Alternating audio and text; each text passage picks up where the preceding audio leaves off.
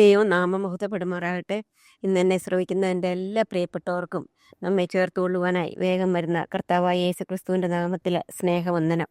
ഈ ദിവസങ്ങളിൽ നാം പരിശുദ്ധാത്മാവിനെക്കുറിച്ച് പഠിക്കുകയായിരുന്നല്ലോ. ഒന്നാമതായി നാം കണ്ടു പരിശുദ്ധാത്മാവ് ദൈവമാണ്, ത്രിത്വത്തിൽ തുല്യനാണ്. മാത്രമല്ല പരിശുദ്ധാത്മാവ് ഒരു വ്യക്തിയാണ്. പരിശുദ്ധാത്മാവും ദൈവം ഈ ലോകത്തിലേക്ക് വേണ്ടി വന്നതുകൊണ്ട് നാം മൂന്നാമതായി കണ്ടു പരിശുദ്ധാത്മാവിന് വേണ്ടി ഇനി നാം കാത്തിരിക്കേണ്ട ആവശ്യമില്ല.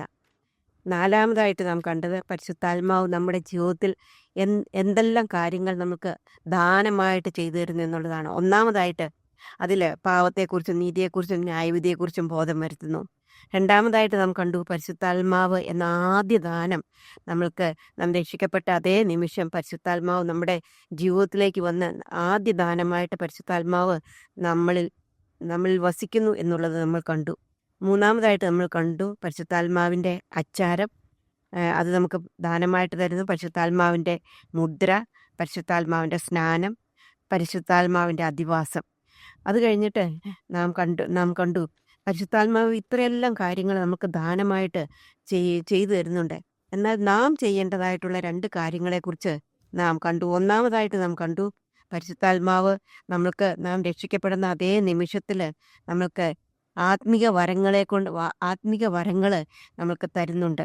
അങ്ങനെ ആത്മീയ വരങ്ങൾ ദൈവം നമുക്ക് ഉള്ളത് കൊണ്ട് ആ ആത്മീയ വരങ്ങളെ കൊണ്ട് നാം അത് അതിനെ അത് അത് ആ ആത്മീയ വരങ്ങൾ നമ്മളത് കുഴിച്ചു മൂടാതെ ആത്മീയ വരങ്ങളെ കൊണ്ട് നമ്മൾ വ്യാപാരം ചെയ്ത് 30, 60, 100 മേനി വിളയിക്കേണ്ടത് ആവശ്യമാണ്. രണ്ടാമതായിട്ട് നാം കണ്ടു പരിശുദ്ധാത്മാവ് നമ്മുടെ ജീവിതത്തിൽ നാം പരിശുദ്ധാത്മാവിൽ നിറയേണ്ട ആവശ്യമുണ്ട് എന്നുള്ളത് നാം കണ്ടു.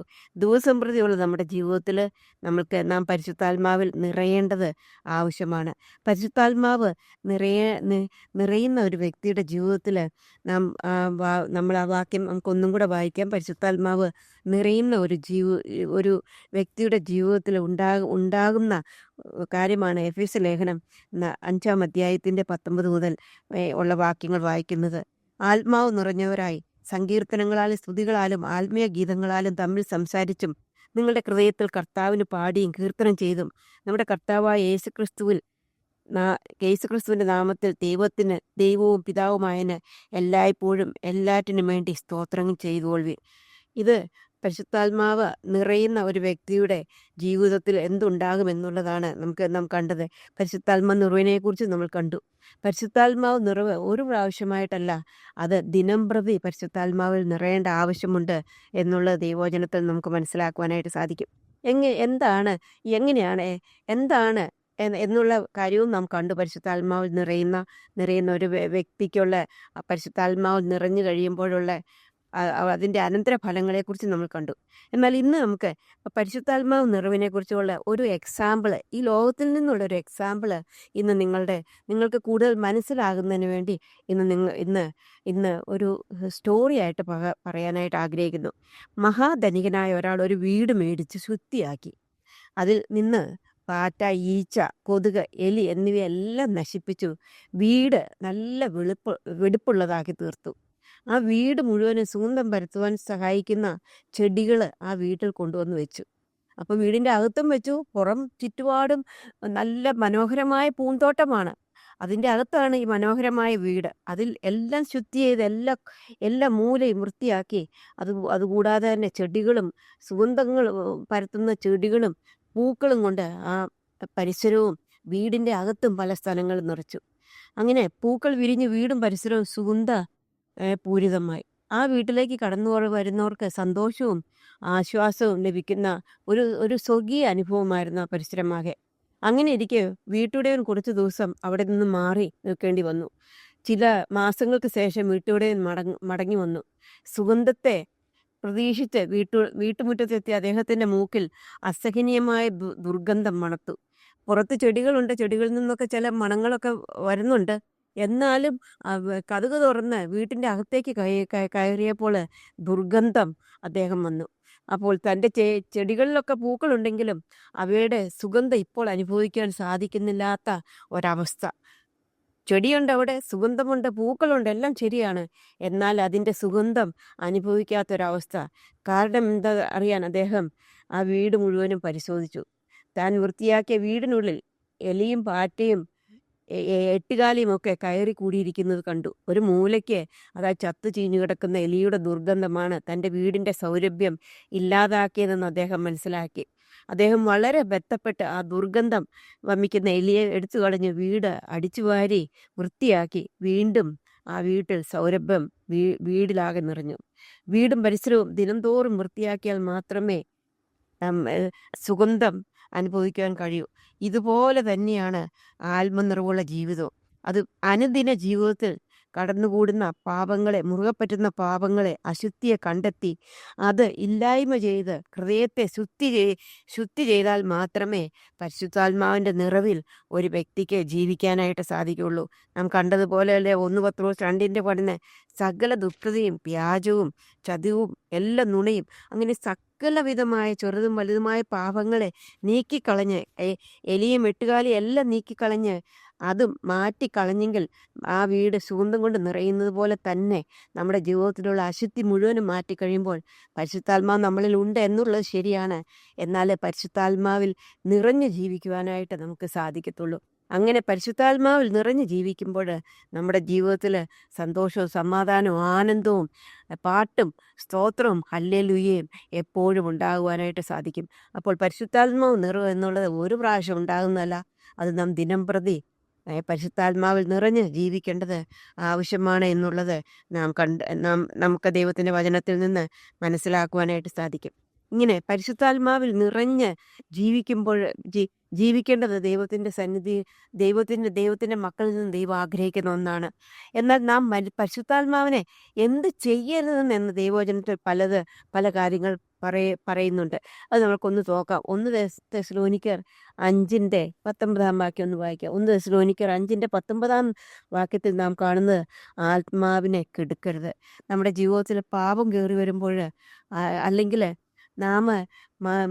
നമ്മുടെ ജീവിതം ഒരു തണുത്ത അനുഭവത്തിൽ കൂടെ ശീതവാനുമല്ല ഉഷ്ണവാനുമല്ലാത്ത അവസ്ഥയിൽ കൂടെ ജീവിക്കുമ്പോൾ നമ്മുടെ ഉള്ളിലുള്ള പരിശുദ്ധാത്മാവിനെ കെടുക്കുന്നവരാണ്. രണ്ടാമതായിട്ട് എബ്രായ ലേഖനത്തിൽ 10:29 വാക്യത്തിൽ നാം കാണുന്നത്, എബ്രായ ലേഖനം 10:29 വാക്യത്തിൽ നാം കാണുന്നത്, ദൈവപുത്രനെ ചവിട്ടിക്കളയുകയും തന്നെ വിശുദ്ധീകരിച്ച നിയമരക്തത്തെ മലിനമെന്ന് നിരൂപിക്കുകയും കൃപയുടെ ആത്മാവിനെ നിന്ദിക്കുകയും ചെയ്യുവാൻ എത്ര കഠിനമായി നിന്ദിക്കുകയും ചെയ്തവൻ എത്ര കഠിനമായി ശിക്ഷയ്ക്ക് പാത്രമാകും എന്ന് വിചാരിപ്പിൻ. ഇവിടെ നാം കണ്ടു, നമ്മൾ പരിശുദ്ധാത്മാവിനെ നിന്ദിക്കരുത് എന്ന് കണ്ടു. നമുക്ക് ആദ്യം കണ്ടു പരിശുദ്ധാത്മാവിനെ നമ്മൾ കെടുക്കരുത്, പരിശുദ്ധാത്മാവിനെ നിന്ദിക്കരുത്. എങ്ങനെ നമുക്ക് നിന്ദിക്കുവാനായിട്ട് സാധിക്കും? കർത്താവിൻ്റെ രക്തത്താൽ നമ്മളെ രക്ഷിച്ചു, വിടുവിച്ചു. അവൻ്റെ രക്തം കൊണ്ട് നമ്മളെ ശുദ്ധീകരിച്ചു. നമ്മൾ ദൈവത്തിൻ്റെ മക്കളാണ്. എന്നാൽ ആ ദൈവം ആഗ്രഹിക്കുന്ന രീതിയിൽ അവൻ്റെ കൽപ്പനകൾ ദൈവവചനം അനുസരിച്ച് നമ്മൾ ജീവിക്കാതെ നമ്മുടെ സ്വന്തം ഇഷ്ടത്തിനനുസരിച്ച് ജീവിക്കുമ്പോൾ നാം പരിശുദ്ധാത്മാവിനെ, ദൈവത്തിൻ്റെ മഹത്വം, പരിശുദ്ധാത്മാവ് ദൈവമാണ്, പരിശുദ്ധാത്മാവ് ദൈവമാണെന്ന് മനസ്സിലാക്കിക്കൊണ്ട് പരിശുദ്ധാത്മാവിനെ ഭയപ്പെട്ട് പരിശുദ്ധാത്മാവിൻ്റെ ഇഷ്ടപ്രകാരം ജീവിക്കാതെ, അതുപോലെ നമ്മെ രക്ഷിച്ച കർത്താവായ യേശു ക്രിസ്തുവിനെ നമ്മൾ നിന്ദിച്ചുകൊണ്ട് ജീവിക്കുമ്പോൾ നാം പരിശുദ്ധാത്മാവിനെ നിന്ദിക്കുന്നവരാണ് എന്ന് മനസ്സിലാക്കുവാനായിട്ട് സാധിക്കും. മൂന്നാമതായിട്ട് ദൈവത്തിൻ്റെ വചനം പറയുന്നുണ്ട്, എഫെസ്യർ 4:30 വാക്യത്തിൽ നാം കാണുന്നത്, എഫെസ്യർ 4 4:30 വാക്യത്തിൽ നാം കാണുന്നത്, ദൈവത്തിൻ്റെ പരിശുദ്ധാത്മാവിനെ ദുഃഖിപ്പിക്കരുത്, അവനാണല്ലോ നിങ്ങൾക്ക് വീണ്ടെടുപ്പ് നാളിനായി മുദ്രയിട്ടിരിക്കുന്നത്. നമ്മളെ മുദ്രയിട്ടിരിക്കുന്ന ആ പരിശുദ്ധാത്മാവിനെ നാം ദുഃഖിപ്പിക്കരുത് എന്ന് ദൈവത്തിൻ്റെ വചനം പറയുന്നു. പ്രിയ സഹോദരിമാരെ, അടുത്ത ആഴ്ചയിൽ നമുക്ക് ഈ പരിശുദ്ധാത്മാവിനെ നമ്മൾ എങ്ങനെയൊക്കെയാണ് ദുഃഖിപ്പിക്കുന്നത് എന്നുള്ളത് നമുക്ക് ചിന്തിക്കാം. വരുന്ന ദിവസങ്ങളിൽ പരിശുദ്ധാത്മാവിൻ്റെ ഇഷ്ടപ്രകാരം പരിശുദ്ധാത്മാവ് പൂർണ്ണ ദൈവവും പൂർണ്ണ ഒരു വ്യക്തിയുമാണ് എന്ന് മനസ്സിലാക്കിക്കൊണ്ട് പരിശുദ്ധാത്മാവ് നമുക്ക് എത്രയോ ദാനങ്ങൾ തന്നിരിക്കുന്നു. ആ ദാനത്തിന് ഒത്തവണ്ണം അത് നന്ദിയുള്ളവരായിട്ട് നമുക്ക് ദൈവം തന്നിരിക്കുന്ന കൃപാവരങ്ങളെ ജ്വലിപ്പിച്ചുകൊണ്ട് ദിവസം പ്രതിയുള്ള ജീവിതത്തിൽ പരിശുദ്ധാത്മാവിൽ നിറഞ്ഞു ജീവിപ്പാൻ കർത്താവ് നമ്മളെ സഹായിക്കട്ടെ. പരിശുദ്ധാത്മാവിനെ കെടുക്കാതെ, പരിശുദ്ധാത്മാവിനെ നിന്ദിക്കാതെ, പരിശുദ്ധാത്മാവിനെ ദുഃഖിപ്പിക്കാത്തവരായിട്ട് ജീവിപ്പാൻ കർത്താവ് നമ്മളെ സഹായിക്കട്ടെ. അവൻ്റെ വലിയ നാമം മുഹൂർത്തപ്പെടുമാറാകട്ടെ.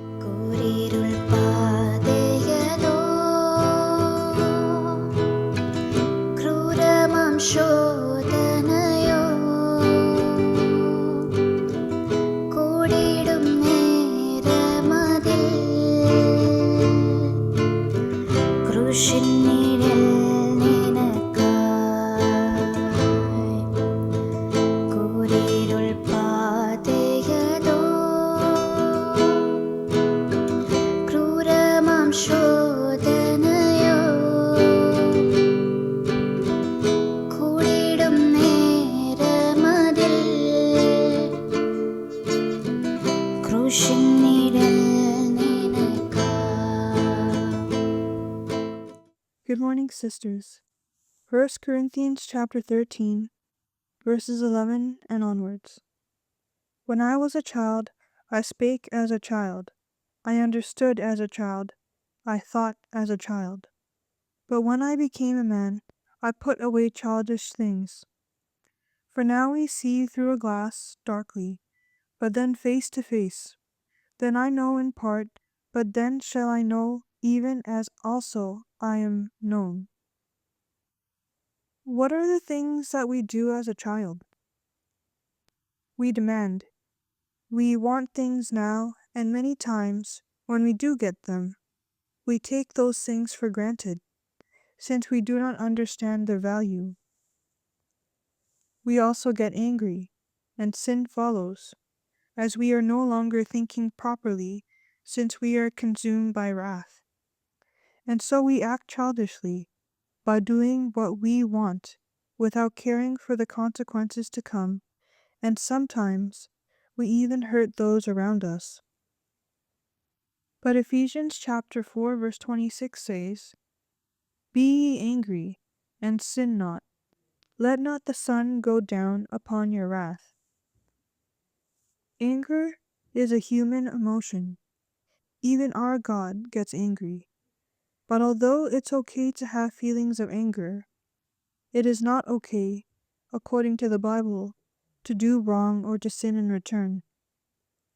And yet, despite knowing all this, God chose to save you and me. Just as God knows everything about you, one day we will understand Him fully, not as we see in a mirror, but face to face, and not because of our own merit, but because He chose to reveal Himself to us on the last day. For now, God has sent the Helper, the Holy Spirit, to guide us into all truth and to walk in this life according to His purpose. Why? Why would He do all that for us? 1 Corinthians chapter 13 verse 4 says, Charity suffereth long, and is kind. Charity envieth not. Charity vaunteth not itself, and is not puffed up. Charity is love. This is His love for us. May His name alone be glorified. Amen.